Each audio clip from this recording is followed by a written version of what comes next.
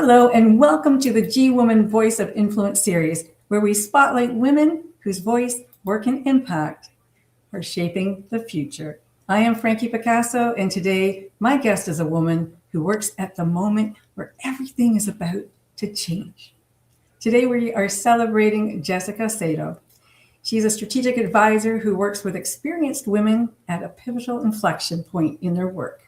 And many of the women she supports have deep expertise and a growing sense that their work is evolving, but they can't yet see the idea that will bring it all into focus. So Jess helps them untangle that thinking and uncover their watershed idea, the conviction-driven idea that changes the trajectory of their work and it defines the next chapter of their leadership, impact, and legacy. So Jessica is a woman of influence, and let's dive in. Welcome, Jess. Hey, Frankie, glad to be here. We all start somewhere. What inspired you to begin the work that you are doing today?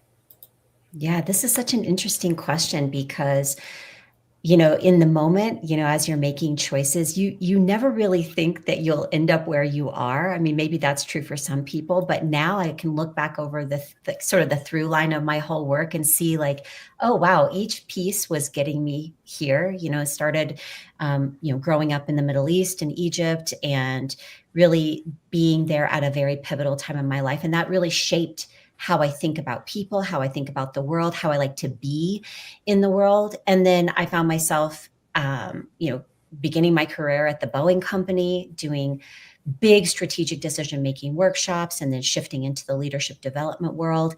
And, honestly, if you had asked me, certainly in college and early into my career, if I was ever going to be an entrepreneur, the answer would have 100% been no. Like it was not even on my radar. But the longer I did the work through Boeing and then outside of Boeing, I realized there was a real opportunity to start to partner with people, whether that was people who were on their leadership journey, whether that was people who were on their business journey.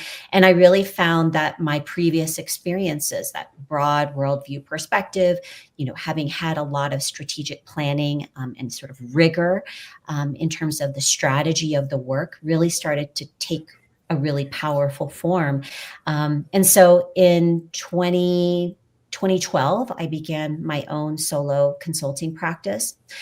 But I would say the core of my work and the part that brought us here together, you and I, really began in 2020, 2021. I was really looking at the kind of women I was working with, and I felt like there was a gap in the sense of I really wanted to do work with women who were on mission. I wanted to get away from just thinking about business ownership as a money-making venture. I believe businesses should 100% make money, but I also believe that they could be a force for good. And that really caused the whole trajectory of my work to shift. So I moved away from just women in general to women who are passionate about creating impact in the world.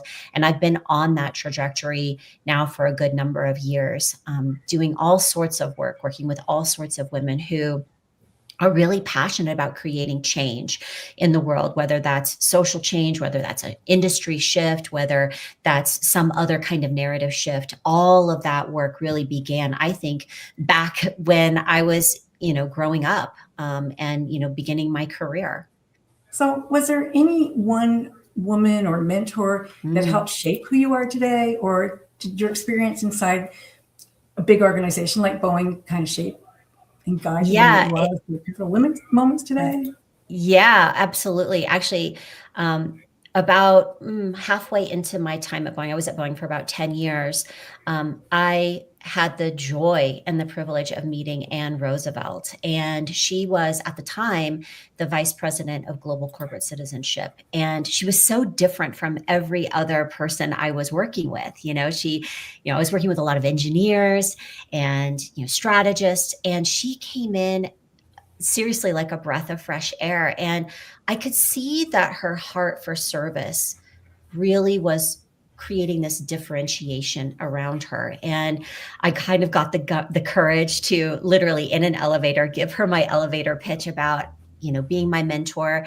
And she said, yes, but I want it to go both ways. And so over the course of a couple of years, she and I worked in a mentoring capacity. And it was through her that I really began to see that business could and should be a force for good in the world, that, even giant corporations, with all the good and the bad, could still be a force for good, that they could be doing really powerful and positive things in the communities where their employees live, work, and serve. And that really gave me the foundation to think through, like, what could that look like? And now working mostly with smaller businesses, it feels like our opportunity is even greater, right? We have much more control and power, agency over the way we serve, who we serve, how we serve. All of those things really come together. So I would say, Anne was really pivotal in my life and really gave me the words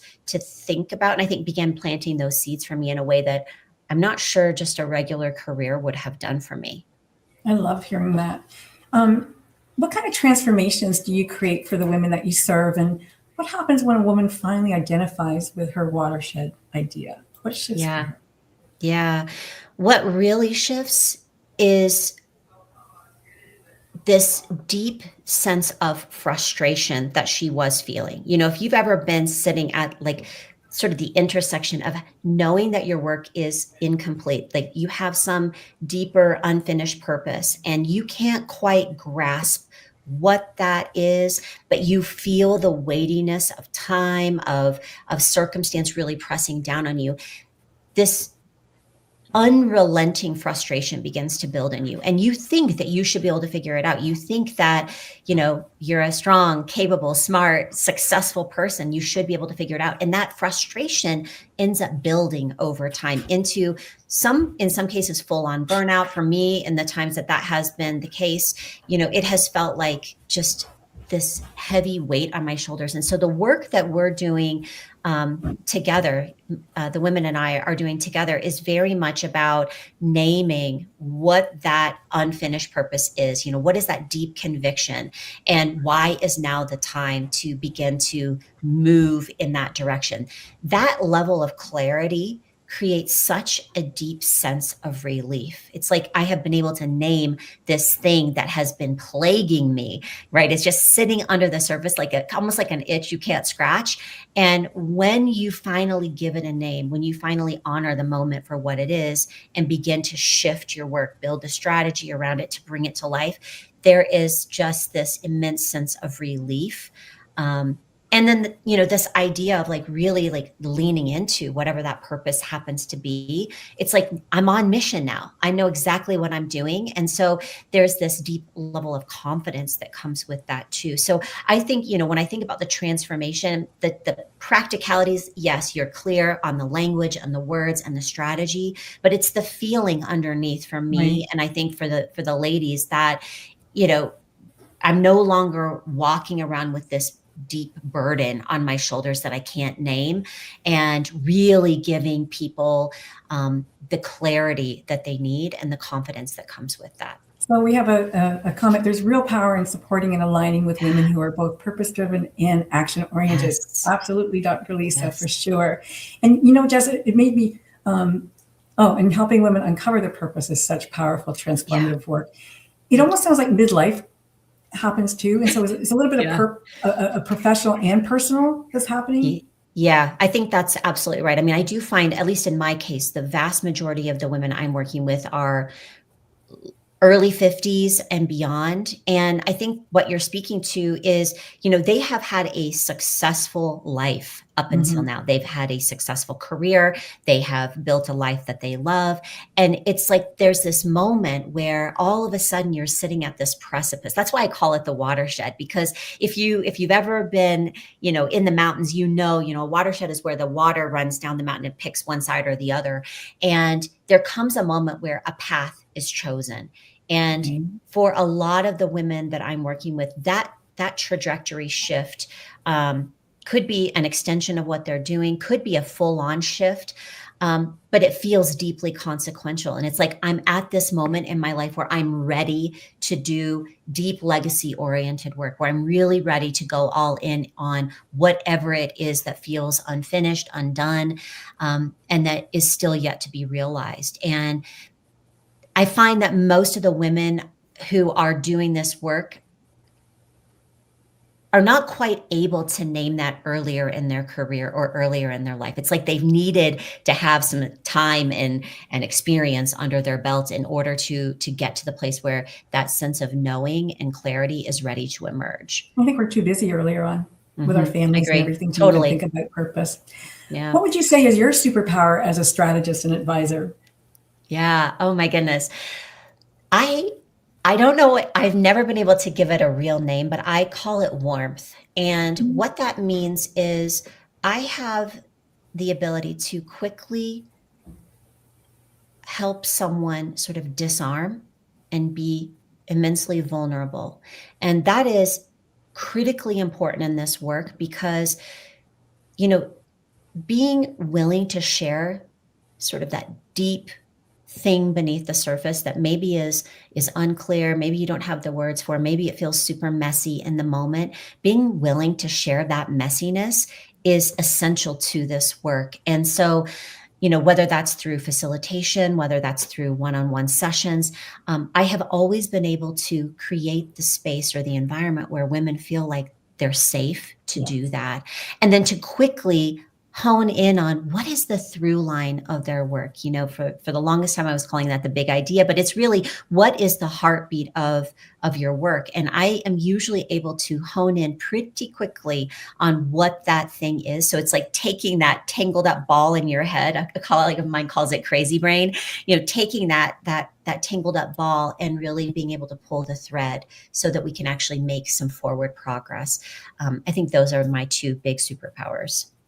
That's fantastic. And so necessary. So necessary. Yeah. What do you think, how important is it, do you think, being able to amplify women's voices today, right now, is to the world? What would you say about that?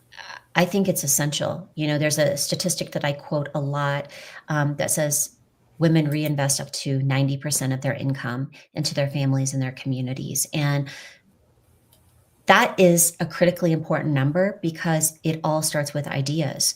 And we know that women, especially our sisters of color, are deeply close to the biggest problems. And women are able to see solutions in a way that our male counterparts don't see because they're not living and experiencing those solutions or those problems. So really being able to elevate women's ideas, to amplify those ideas is especially important because they're bringing such a unique lived perspective to the problem.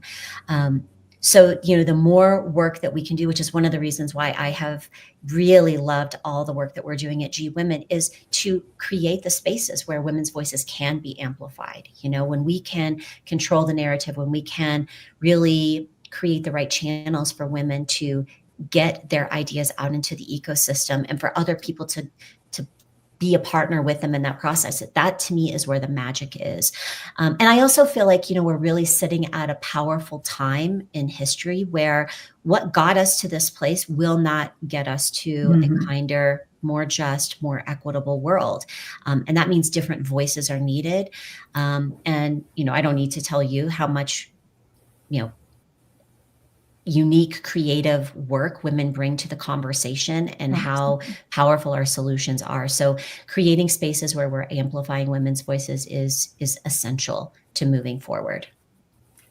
And Jess, if you could say one thing that women would walk away from this conversation with about her own potential, what would you want her to know? One of the things I find is that there's a lot of second guessing. I blame a lot of that on conditioning, cultural, social, in some cases religious conditioning that tells you that you have to fit into a particular box in order to be successful. But we are definitely at a time where playing by the old rules, showing up in the same way we always have, it's not working anymore. And so I think the thing I would want every woman listening to this is to walk away knowing that you don't have to keep doing things the way we always have. We get to be creative. We get to bring our unique combination of skills, expertise, and life to the world. And it's desperately needed, right? Each of us is bringing something truly unique to this time. We have this, thing that we were put on this earth to do. And, there are going to always be people who tell us, don't do it this way, do it this way. You have to fit in, you have to be in this box. And I want every woman to know that you don't have to fit into the box, that you get to decide exactly how you want to be in the world, what you want to create. And that there's a whole plethora of sisters out there who are cheering you on, who want to support you in that work. The world is desperately in need of women doing the work that they were put on this earth to do, and to do that unapologetically. And so I just would love to see every woman be out there doing her work, and bringing goodness into the world. So we have a comment, agreed. Women are often better at identifying solutions. Oh, that went so fast I couldn't read it. The old rules weren't, what's going on here? The old rules weren't built for women's full of expression. Yes. No wonder they're not working. Yes. Yeah, and agreed. Women are often better at identifying solutions because they have firsthand experience with the challenges. And I want to thank everyone at G Woman Media who is watching and commenting here. Thank you so much. And Dr. Pauline, our unique humanness as women is so different to what men think we need. Agreed. And I'm going to put you on the spot, maybe just a little bit, because if I ask you, doing business as a woman and doing business as a man, how do we do business as a woman? What would clarify that? Maybe. Well, I've never been a man, so I can't totally answer that question. But we see a lot of them doing business. We do see a lot. For me, the thing that really sets us apart is our deep sense of collaboration, and it hasn't always been the case that women supported one another, but it definitely feels like we're at a time where women are supporting each other. It's like we see the goodness in what people are doing. We see how desperately that is needed, and we can't help but support one another. So for me, it really comes down to seeing another sister's work and really wanting to do what I can to support her in that, to collaborate where it's appropriate. And if neither of those things is outright the role, it's to amplify the work that she's doing and give her the credit for it. And I don't see that as much. It just feels like, for better or for worse, our male counterparts are content to go it alone in a way that I don't think necessarily serves us. So for me, it all comes down to seeing another woman's work, believing in her mission and her vision, and doing what I can to collaborate, support, and elevate that work. You said a big thing, and give her the credit, because many times the men take the credit for themselves. Yeah. Thank you so much. Thank you so much for sharing your insight with us. You definitely are a woman of influence. And, a woman with a voice influences her world, but a woman with a platform changes it. This has been G Woman Media Original. Take care, everybody. Thank you.